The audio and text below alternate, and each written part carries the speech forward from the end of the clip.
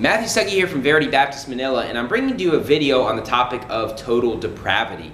And Calvinists have this doctrine of total depravity, which is a false doctrine. And one thing they talk about is this, that before a person becomes a child of God, they are capable of the worst sins imaginable. For example, pedophilia or being a serial killer. And they say that's normal and part of our flesh. But the Bible talks about certain sins that are common to man, and being a pedophile is not something that's common to man. It's not something a normal person desires. Now, we just talked about the reprobate doctrine in the last video, but I just want to focus on this idea where they think that somebody, just your normal everyday person, could easily become a serial killer or a pedophile, and it's normal in their nature. That's not what the Bible teaches, though. The Bible very clearly teaches only a small percentage of people are a child of the devil, and those people are capable of the worst sins imaginable. But the normal person out there that's unsaved, they're not totally depraved, and they're not capable of the worst sins, like being a pedophile. That's not a sin that's common to man. It's not a sin that a normal person would desire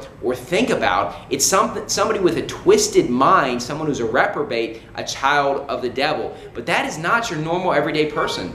And when you have people out here that teach this doctrine that, everybody's a child of devil, they're basically saying that before God regenerated them, they had the mind and the desires of, they could easily be a pedophile or a serial killer. And it's like, I wonder about that person then that has that sick and twisted mind that would say that, because I'm sorry, I don't have the desires. I've never had the desires of being a serial killer or a pedophile. That's someone who's been given over to a reprobate mind. Their mind and conscience is defiled. So the Bible does not teach that your normal everyday person is capable of the worst sins. It teaches that there's certain sins that are common to man, which are most sins. Even some bad sins like adultery or murder. People get angry, people get envious and things like that could lead them to terrible sins.